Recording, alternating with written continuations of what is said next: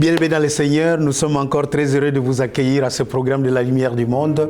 Nous nous réjouissons d'être à votre compagnie et surtout tous les bien-aimés qui nous suivent à la radio de la lumière du monde et ceux qui sont sur toutes les autres plateformes où nous sommes en train de mettre en ce moment.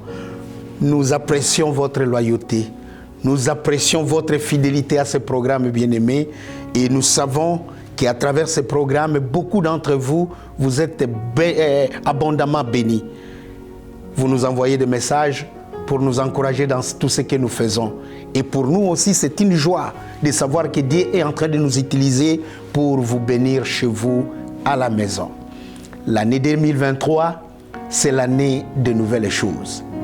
2023, c'est l'année de nouvelles dimensions. Et 2023, c'est l'année de nouveaux commencements. Nouvelles choses, bien-aimés, puisque Dieu, notre Dieu, n'est pas un Dieu de routine.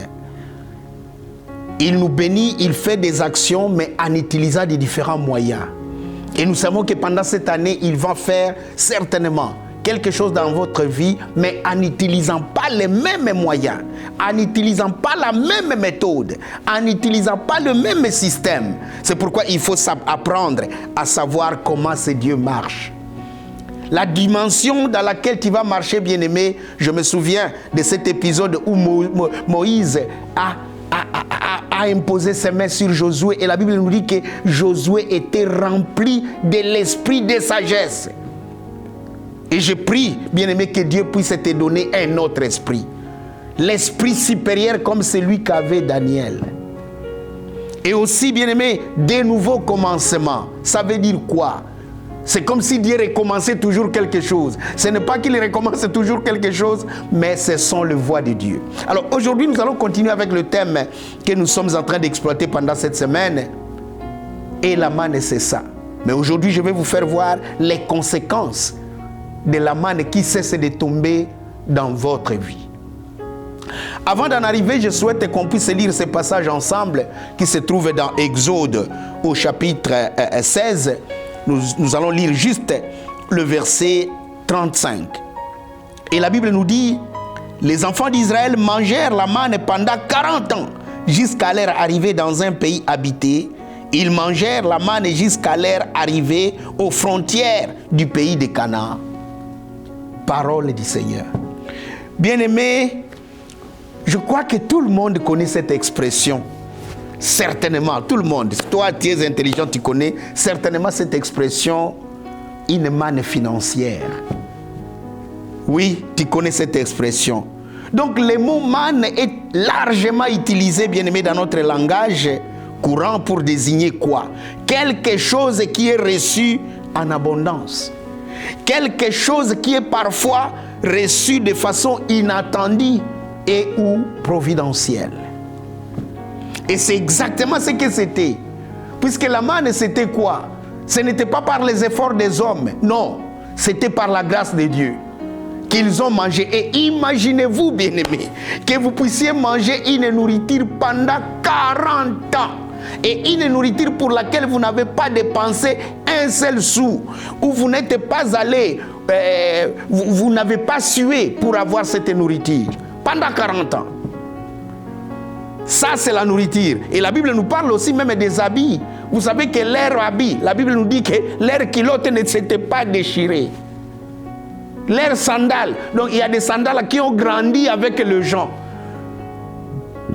Ton père, ceux qui sont nés dans le désert, ils ont reçu certainement les sandales de leurs parents, mais ils ont grandi avec, sans que ça puisse se déchirer, sans que ça puisse s'abîmer.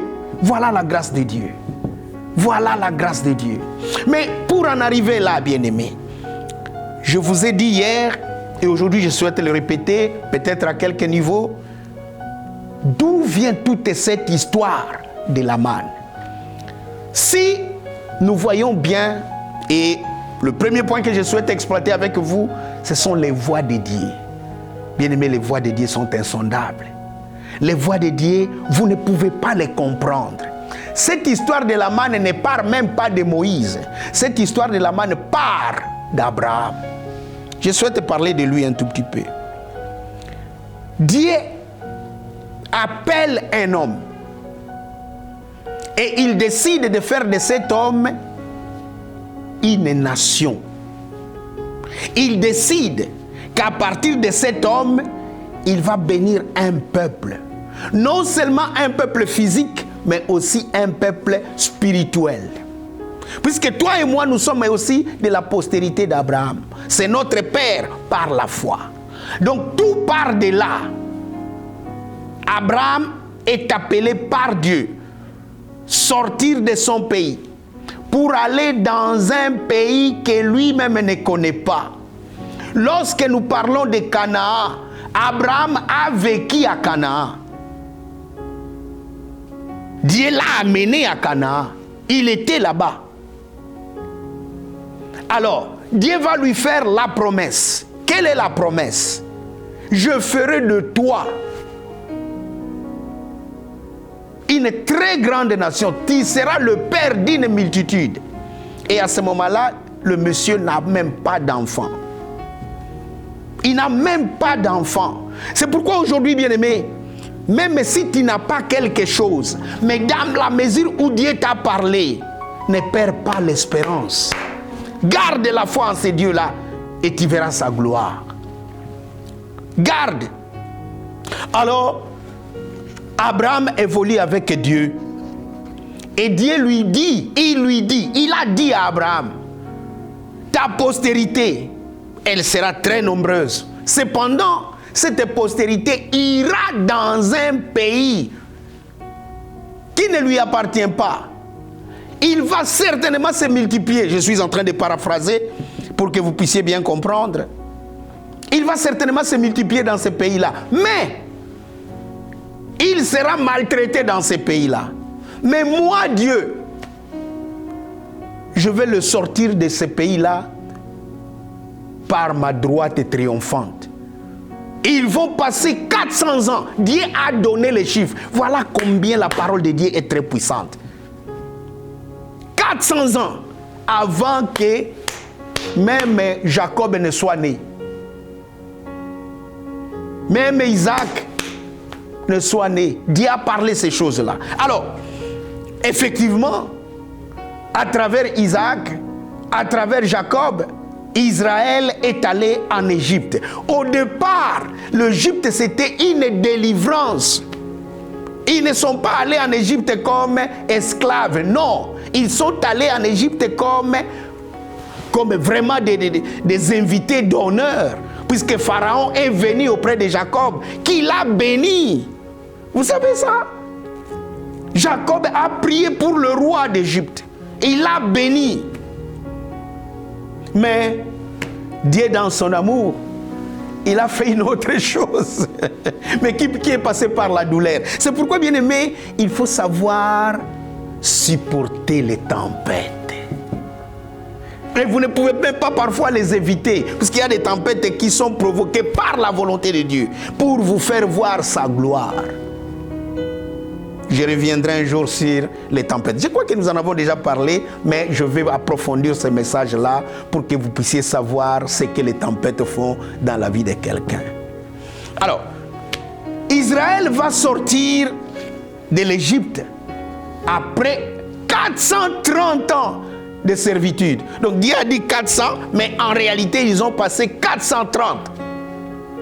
Ça fait 4 générations. 4.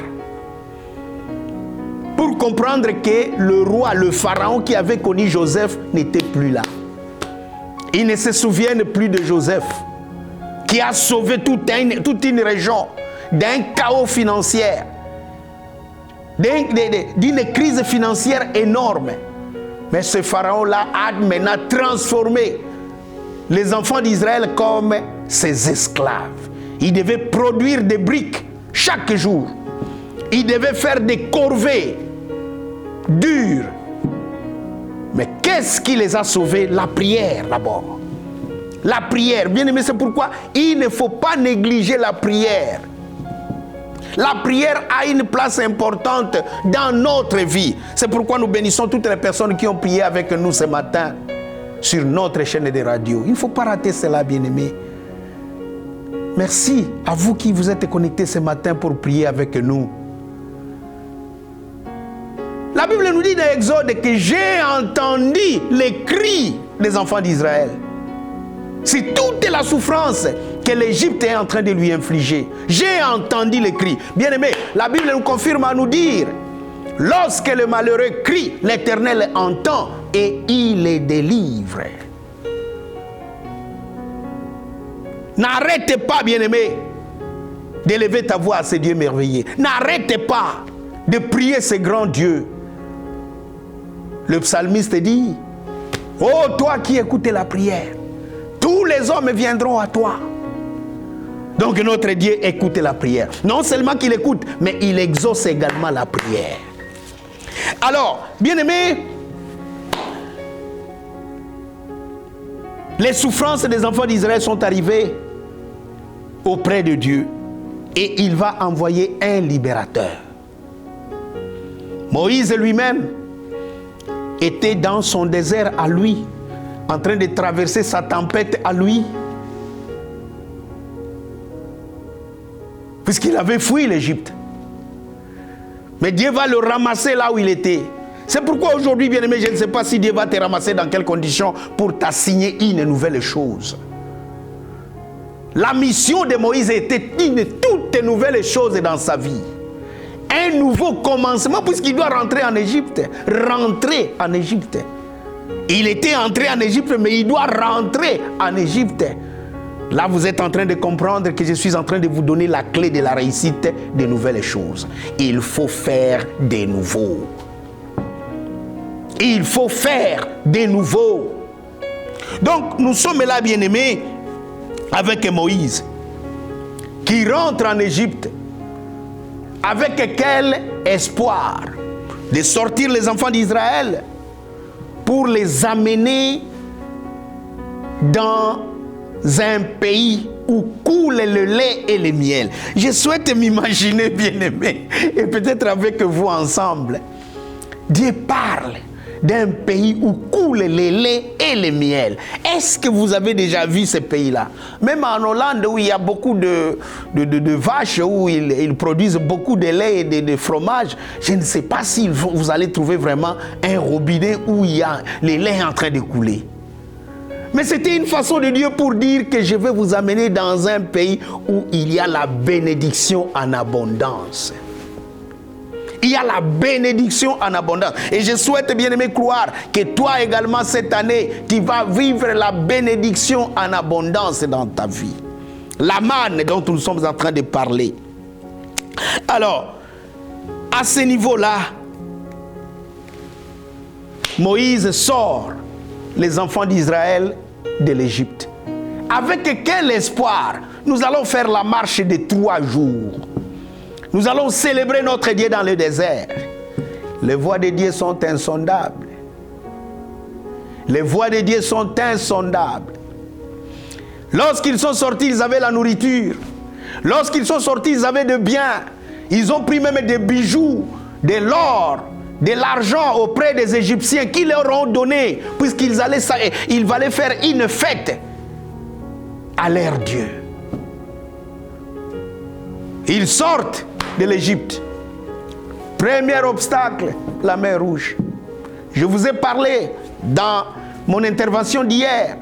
C'est que la mer Rouge est représentée par la foi une détresse et aussi une mort certaine.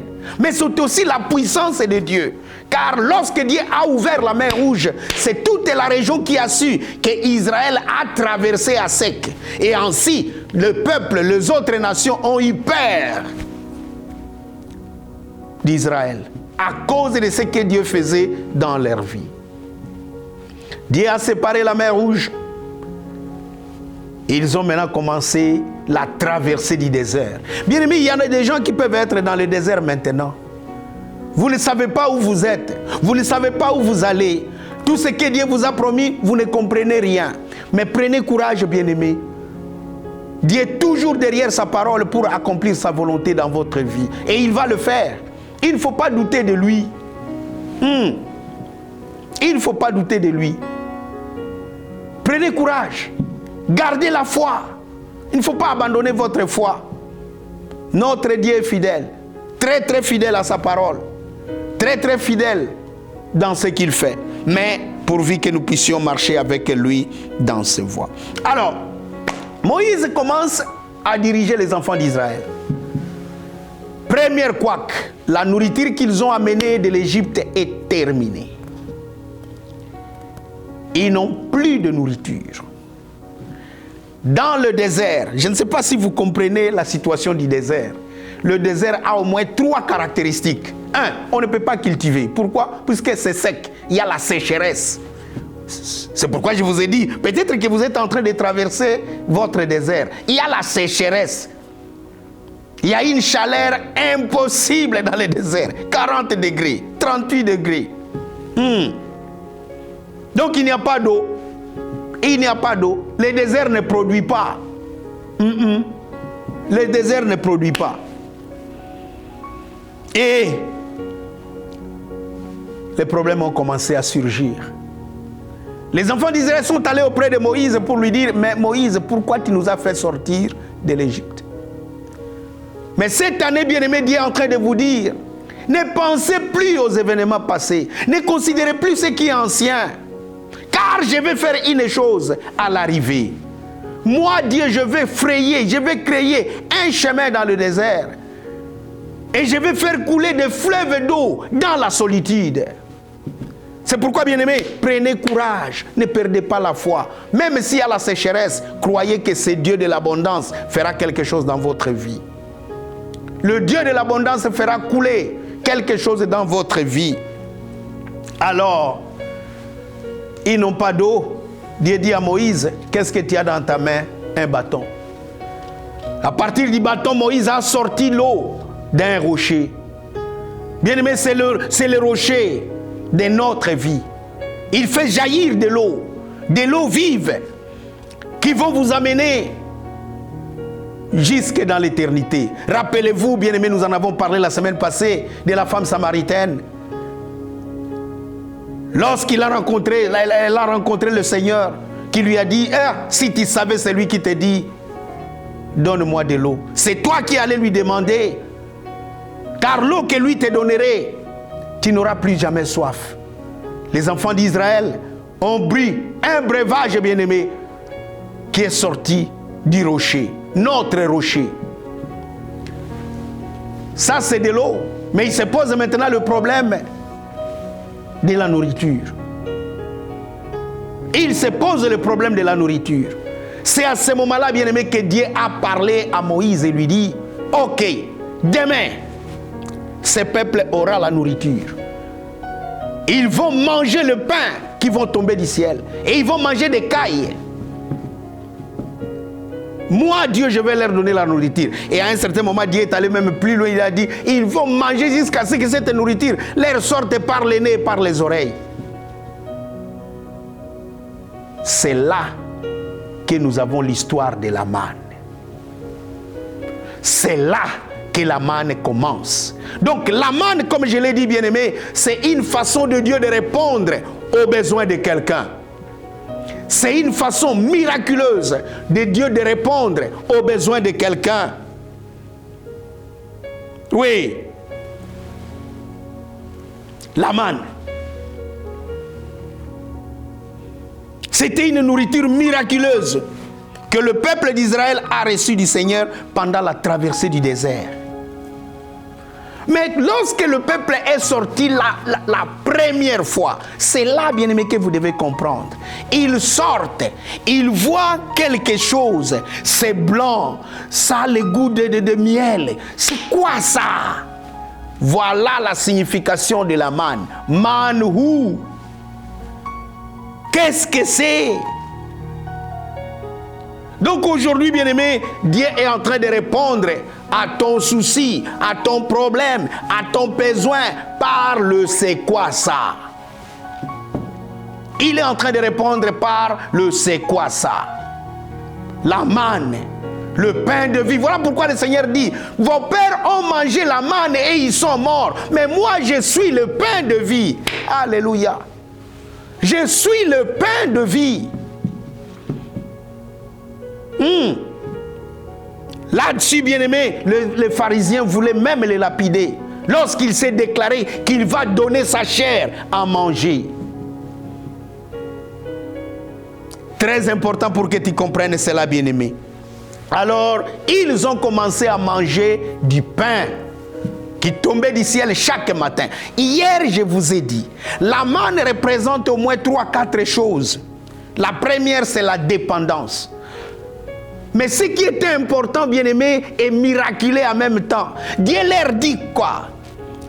Chaque jour, vous allez ramasser une portion, ce qui est nécessaire. Si vous prenez plus, ça va pourrir. Est-ce que vous pouvez vous imaginer? Par contre, le 6e jour, prenez double. Mais lorsqu'il prend double, ça faisait 48 heures et il n'y avait pas d'infection. Voilà combien Dieu est grand. Voilà combien Dieu est miraculeux. Lorsqu'il dit quelque chose, il tient à ce que cela s'accomplisse exactement comme il est dit. Donc il y avait des gens qui étaient égoïstes, des gens qui étaient avares, qui prenaient beaucoup croyant qu'ils vont pour qu'ils ne reviennent pas. Dieu donnait toujours une ration pour un jour. Si tu prends beaucoup, le temps que tu dormes, tu te réveilles et ça devient infecté, pourri. C'est pourquoi, bien-aimé, lorsque Dieu te dit prends ce qui est nécessaire, prends seulement ce qui est nécessaire. Nécessaire. Je souligne bien le mot. Donc, nous sommes là, bien-aimés, et nous voyons ce qui est en train de se passer. Les enfants d'Israël commencent à manger la manne. Ils mangent la manne pendant 40 ans. Le temps que toute la génération qui est sortie de l'Égypte, cette génération qui avait péché, puisse mourir. Moïse également. C'est à ce moment-là, bien-aimé, que je vous ai dit que Josué est entré en scène. Dieu va le choisir pour qu'il puisse conduire les enfants d'Israël dans la terre promise. Josué est aussi confronté à certaines difficultés. Mais sa première difficulté, c'est de traverser le Jourdain. Mais Dieu, dans sa grâce, je me réjouis pour ce que Dieu avait dit à Josué, bien-aimé. Tant que tu t'accroches à la parole que je te donne, je suis en train de paraphraser, vous pouvez lire dans Josué chapitre 1, le verset 8, que ce livre de loi ne s'éloigne point de ta bouche. Tant que tu vas rester avec. Et il a dit, Josué, maintenant je vais t'élever comme j'ai élevé Moïse, mon serviteur, auprès de ce peuple. Donc notre marche avec Dieu, bien-aimé, dépend de la présence de Dieu dans notre vie. Si nous savons Dieu, nous avons Dieu avec nous, peu importe les difficultés, peu importe les obstacles qui vont surgir devant nous. Et Dieu a tenu parole pour qu'il marche avec Josué. Je vous ai expliqué qui est Josué hier. Je n'ai pas besoin de revenir à ça, mais je souhaite juste noter une chose, que Josué était fidèle. Josué craignait Dieu. Josué était rempli d'un esprit de sagesse. Donc toi aussi, bien-aimé, pour que Dieu t'utilise, tu as besoin de la sagesse venant d'en haut. Cette sagesse, bien-aimé, n'est pas corrompue par les hommes, car elle est pure, elle est parfaite. Marche avec la sagesse de Dieu dans ta vie et tu verras la gloire de Dieu. Donc Josué était fidèle. Non seulement fidèle à Moïse, puisqu'il était très loyal. Imaginez-vous, je vais prendre cette parenthèse. Lorsque Moïse disait à Josué, tu m'attends ici, devant la tente d'assignation, tout le monde va partir, mais Josué va rester là-bas. Et voilà pourquoi Dieu l'a élevé, bien-aimé. Puisque lorsque Dieu a décidé que Moïse ne va pas entrer dans la terre promise, il a tout de suite vu Josué. Moïse a plaidé avec Dieu. Je vis Canaan, laisse-moi y entrer. Et Dieu lui a dit, ne me parle plus de cette affaire. Impose les mains sur le Josué. Ouais-le. Comme ça, c'est lui qui amènera ce peuple dans la terre promise. Donc je prie aujourd'hui, bien-aimés, que Dieu lui-même puisse vous conduire en toutes choses. Je rends grâce à Dieu pour Josué et je rends grâce à Dieu pour toi aujourd'hui également. Que le Dieu t'utilise le Dieu Tout-Puissant t'utilise, puisque tu es fidèle dans les petites choses. Laisse qu'il puisse t'élever et qu'il puisse te confier une nouvelle mission. La mission que tu as bien aimée, c'est que tu puisses entrer dans ta destinée. Entre dans ta destinée par la grâce que Dieu est en train de t'accorder. Donc, nous voyons maintenant Josué aux commandes. Il est aux commandes des enfants d'Israël et lui également se retrouve devant un obstacle. Nous en avons parlé hier et aujourd'hui, je vais revenir juste un tout petit peu. L'obstacle, c'est le Jourdain. Bien-aimé, dans la vie, il y a toujours des obstacles. Toujours. Il y aura des obstacles, que vous le vouliez ou pas. Hier, je vous ai parlé des tempêtes, mais il y a également des obstacles. Les deux vont de pair. Mais gloire soit rendue à Dieu, de qui il ne nous laisse pas seuls nous débrouiller. Non, il crée toujours un chemin. Il crée toujours un chemin. Dieu, notre Dieu, crée un chemin, même là où il n'y en a pas. Si toi aujourd'hui tu doutes de la grâce de Dieu, tu doutes de la volonté de Dieu de te faire passer par un chemin que tu ne connais pas, inspire-toi de Josué. Il n'a jamais été à Canaan où il a été juste exploré. Mais il est obligé de conduire tout un peuple. Un peuple nombreux. Un peuple nombreux, très nombreux, qui devait conduire lui-même. Et aujourd'hui, Dieu te confie une mission. Moi, je ne connais pas l'entier de la mission que Dieu est en train de te confier, mais je sais qu'il est sur le point de faire une nouvelle chose dans ta vie. Le peuple a continué à manger la manne, même lorsque Josué a pris la direction de conduire ce peuple dans la terre promise. Ils ont continué à manger la manne. Ils ont traversé le Jourdain. Lorsque les souverains et les sacrificateurs ont mis leurs pieds, les eaux se sont séparées. Et je vous ai dit ça hier, je souhaite le répéter un peu aujourd'hui, les autres nations ont eu peur. Ils ont eu peur. Oh, je prie, bien-aimé, que ceux qui apprendront ce que Dieu est en train de faire dans ta vie, qu'ils aient peur de toi. Dites un bon amen. Dites un bon amen. Que tous ceux qui apprendront ce que Dieu est en train de faire à la lumière du monde, qu'ils craignent la gloire de Dieu, qu'ils craignent la puissance de Dieu, qu'ils craignent la main de Dieu. Il fait de grandes choses. Notre Dieu fait de grandes choses. Alors, ils traversent le Jourdain et ils arrivent à cet endroit appelé Gilgal. Ils arrivent à cet endroit appelé Gilgal. Gilgal est le poste qui se trouve avant l'entrée de Jéricho. Et Jéricho est la première ville que Israël devait prendre possession avant d'en prendre possession de tout Canaan. À Gilgal, il se passe deux choses. Toute la génération qui avait connu la servitude en Égypte est décédée. C'est la nouvelle génération, la deuxième génération qui est restée là-bas. Ils n'ont pas connu la servitude en Égypte. Mais pour qu'ils rentrent dans l'alliance d'Abraham que je vous ai annoncé au début de ce programme, ils devaient faire la circoncision. Vous vous rappellerez, bien aimé, que Moïse lui-même d'ailleurs avait négligé la circoncision, puisque lorsqu'il est sorti, il voulait rentrer en Égypte, il n'avait même pas circoncis ses propres enfants. Et comme il allait rentrer dans l'alliance d'Abraham, Dieu l'a menacé de mort. Il a fallu que Séphora ait cette présence d'esprit, ce discernement, pour couper les prépuces de ses enfants avec une pierre et jeter que c'est un mari de sang.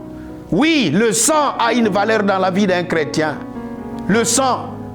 Et il n'y a pas d'alliance sans effusion du sang. Il faut qu'il y ait le sang. Et nous avons une alliance du sang, car le Seigneur a versé le précieux sang. Alors, Josué va faire la circoncision de tous tous ces gens qui étaient avec lui, imaginez-vous, quelle douleur. Et la Bible nous dit qu'il devait attendre jusqu'à ce que la plaie de la circoncision puisse se guérir avant de faire autre chose. Après la circoncision, ils devaient célébrer la Pâque. Là, ils sont maintenant à la frontière de Canaan. Mais comme les habitants du pays avaient déjà pris la fuite, ils ont eu la nourriture, le produit du pays, là où ils étaient. Ils ont célébré la Pâque avec le pain sans levain. Ils ont célébré la Pâque pour commémorer deux choses. Non seulement leur sortie du pays de servitude, mais également la victoire ou la gloire que Dieu est en train de manifester dans leur vie. La traversée de la mer Rouge et également la traversée du Jourdain. C'était impossible, il n'y avait pas de pont, il n'y avait pas d'avion, il n'y avait rien. Et là, dès qu'ils ont célébré la Pâque à Gilgal avec le produit du pays, ils ont commencé à manger le bleu du pays. Si vous lisez ça, vous allez voir dans Josué chapitre 5, dans Josué au chapitre 5 à partir du verset 10, vous allez voir qu'ils ont mangé le produit du pays. Et dès qu'ils ont mangé le produit du pays, la manne cessa. C'est ça notre message. La manne a cessé de tomber. La manne, une bénédiction de 40 ans s'arrête brusquement. Moi, je ne sais pas si Dieu avait prévenu à Josué qu'il n'y aura plus de manne. Vous allez vous réveiller avec un choc de votre vie. Vous serez choqué. Puisque vous étiez habitué à sortir et à ramasser. Vous sortez, vous ramassez et vous mangez. Mais subitement, vous arrivez à un endroit, il n'y a plus rien. Et c'est ça le message d'aujourd'hui. Quelles sont les conséquences de la manne qui s'arrête dans votre vie? Bien-aimés, le miracle ne continue que lorsque c'est encore nécessaire. Mais si ce n'est plus nécessaire, le miracle s'arrête. Le miraculé est toujours là. Le miraculé n'a pas changé. Mais le miraculé veut nous faire entrer dans une autre chose. Le miraculé veut agir autrement. Le miraculé veut changer la méthodologie. Il veut changer la façon dont il nous bénit. S'ils étaient bénis par ramasser et manger, maintenant ils seront bénis par travailler et manger. Lorsque vous entrez dans le pays de la promesse, la manne cesse de tomber. C'est pourquoi je te dis, bien-aimé, la bénédiction que Dieu t'a donnée lorsque tu n'avais pas de travail ne sera pas la même lorsque tu auras du travail. La bénédiction que Dieu t'a donnée lorsque tu étais célibataire ne sera pas la même lorsque tu seras marié. La bénédiction que Dieu t'a donnée lorsque tu n'as pas d'enfants ne sera pas la même lorsque tu auras des enfants. Oui. Et lorsque les enfants sont encore petits, Dieu te donne une catégorie de bénédiction, une sorte de bénédiction. Lorsqu'ils ont grandi, cette bénédiction doit changer. C'est pourquoi j'invite quelqu'un aujourd'hui à comprendre dans quelle ère, dans quelle saison, dans quel moment et à quel endroit tu te trouves avec Dieu. Si tu es dans le désert, il y a la bénédiction du désert. Mais lorsque tu entres dans la terre promise, il y a la bénédiction de la terre promise. Comprends à quel endroit. Et comprendre l'endroit où on se trouve avec Dieu bien-aimé change beaucoup de choses dans la vie de quelqu'un.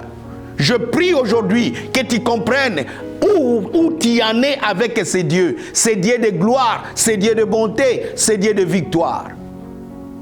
Quelle est la conséquence? La première conséquence de la manne qui cesse, c'est de te sortir de la dépendance. Ne dépends pas de quelqu'un, dépends seulement de Dieu. Et même dans ce que Dieu te donne, à un certain moment, tu dois sortir toi-même pour prendre ta nourriture. Il ne faut pas dépendre des hommes. Dépend de Dieu, mais en dépendant de Dieu, ne vis plus dans la facilité, vis dans l'indépendance et dans la liberté. Ce que Dieu nous a donné, il ne nous a pas donné un esprit de timidité, mais il nous a donné un esprit de force. Un esprit de force, un esprit qui nous conduit dans de nouvelles choses, un esprit qui nous conduit dans une nouvelle dimension. Oui. Et c'est pour la liberté que Dieu nous a appelés. Ne soyez pas esclaves de qui que ce soit. Les enfants d'Israël, à un certain niveau, dépendaient totalement de la manne. Mais maintenant, le miracle, c'est quoi? Ils vont cultiver le champ. Ils vont produire le bleu. Ils vont produire les olives. Ils vont produire le maïs. Ils vont produire les riz. Voilà que la manne est limitée. Mais maintenant, Dieu les amène dans un endroit où il les rend illimités. Tout ce qui pouvait les limiter, c'est leur propre volonté. À ce niveau, bien-aimé, je souhaite t'inviter aujourd'hui que tu rentres dans la multitude de choses, dans la variété de choses que Dieu est en train de mettre devant toi. Ne dépend pas d'une seule bénédiction, mais dépend maintenant d'une multitude de bénédictions. Dans la terre promise, ce n'est plus la manne, ce n'est plus la manne. Il y a beaucoup de choses, ils vont jouir de beaucoup de choses. Très important, bien-aimé, que tu comprennes cela. Donc, à ce niveau-là, bien-aimé, nous sommes en train de voir que Canaan leur ouvre la porte de beaucoup de choses. Canaan ouvre l'opportunité. Notre Dieu est un Dieu d'opportunité. Il leur donne la possibilité de faire des champs, de faire des choses, de produire, d'élever, de cultiver.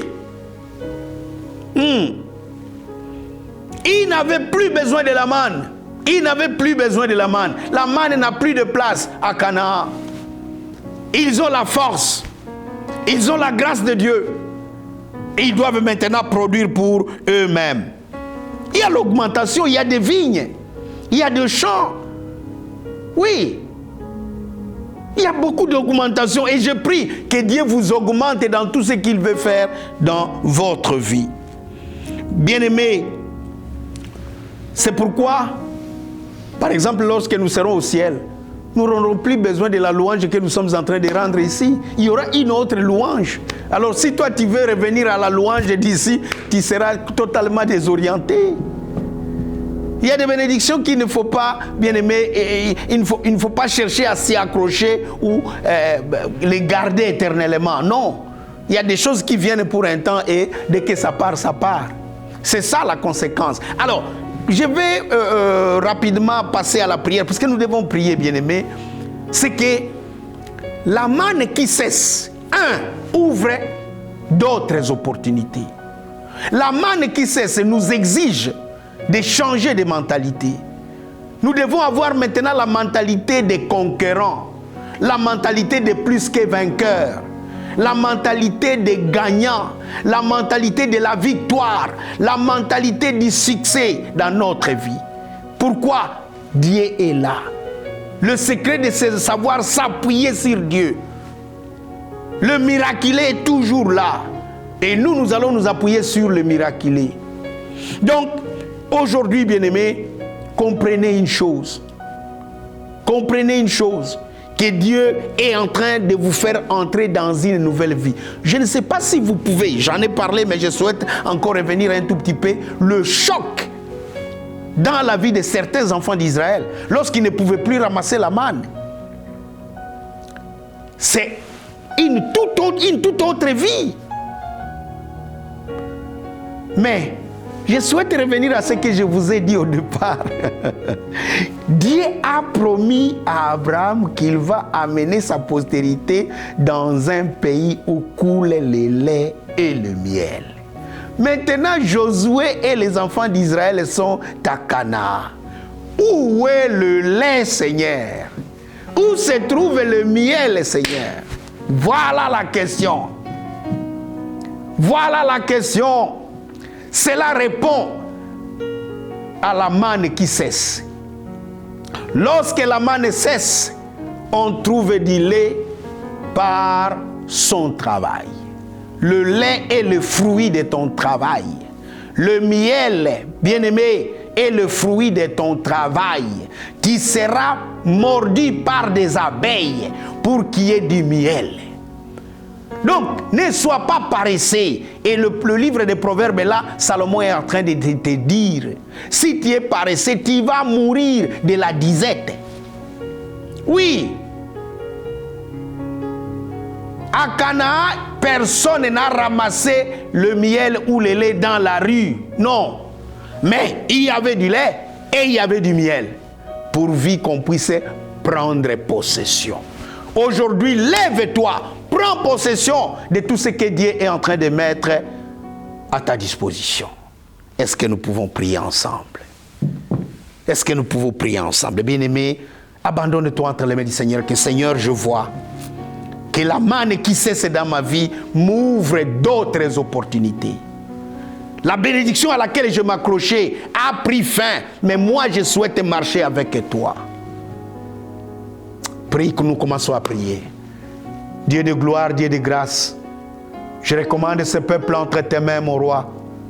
Laisse, Majesté, que tu ouvres les yeux de chacun pour qu'il puisse voir sa destinée, son Canaan devant lui, pour qu'il puisse s'en emparer, Seigneur. Oh mon Dieu, je prie aujourd'hui que la facilité, la dépendance cesse, mais que le peuple marche dans la gloire, Seigneur du Tout-Puissant. Oh mon Dieu, je prie à quelqu'un maintenant, je prie pour que quelqu'un puisse savoir que le lait ne tombera pas, le miel ne tombera pas, mais il faut prendre possession, Seigneur. Oui, la manne ne tombera plus jamais, car dans la terre promise, ce n'est pas l'endroit de la manne. La manne, c'est pour le désert. Mais dans la terre promise, Seigneur, c'est prendre possession. Et je prie pour que nous puissions nous emparer de tes promesses. Oh Dieu de gloire, merci pour tes promesses dans notre vie. Tu le fais, Seigneur. Tu le fais, oh Dieu. Tu le fais, grand roi. Tu le fais, papa, dans la vie de ma sœur et dans la vie de mon frère. Ouvre-nous les yeux pour que nous puissions nous emparer, Seigneur notre roi. C'est toi, Seigneur, qui prends soin de nous. Et tu nous ouvres, Seigneur notre roi, la voie en libérant tous les obstacles, Seigneur notre roi. La mer rouge est ouverte, le Jourdain est ouvert. Nous passons à sec, Seigneur, à cause de ta grâce dans notre vie. Merci, mon Dieu, tu prends soin de nous. La manne qui cesse nous ouvre une nouvelle vie. Et c'est pourquoi nous prions, Seigneur notre Dieu, pour que nous puissions nous adapter à la nouvelle vie, aux nouvelles choses. Notre langage change, notre mentalité change. Nous ne voulons pas être, Seigneur notre roi, des gens qui murmurent. Les ramassis murmurent, mais nous sommes les enfants de la promesse. Nous voulons prendre possession de toutes les promesses que tu nous donnes, Seigneur notre roi, en Christ notre Sauveur. Fais-le, mon roi. Fais-le, Seigneur notre roi, dans la vie de quelqu'un aujourd'hui. Celui qui est dans le désespoir, qui ne connaît pas le chemin. Toi, tu ouvres le chemin là où il n'y en a pas, Seigneur. Je te célèbre, mon Dieu, pour cette église et pour cette communauté réunie en prière devant toi. Merci, Seigneur, pour tout celui qui te cherche de tout son cœur. Laisse qu'il te trouve et que tu lui montres la voie, Seigneur notre roi, par laquelle il doit passer. Je célèbre ton nom et j'exalte ta majesté, Seigneur notre roi, dans la vie de tout ce peuple. Grand roi, grand Dieu tout-puissant, magnifie encore ta miséricorde. Dans le précieux nom de Jésus-Christ, tu sais ce dont nous avons besoin, Seigneur. Laisse que tu répondes à nos besoins. Tu l'as fait, Seigneur, pour les enfants d'Israël, mais fais-le encore aujourd'hui, car toi, tu n'as pas changé, oh Dieu. Tu n'as pas changé, Seigneur. Tu es le même, hier, aujourd'hui et éternellement. Entre tes mains, nous nous recommandons. Dans le précieux nom de Jésus-Christ, je bénis toutes les personnes qui se connectent maintenant ou qui vont se connecter plus tard. Laisse que ce message puisse le bénir et qu'il marche dans la victoire et dans la totale, Seigneur notre roi, indépendance que toi tu nous donnes. En Christ Jésus, nous sommes bénis. Amen.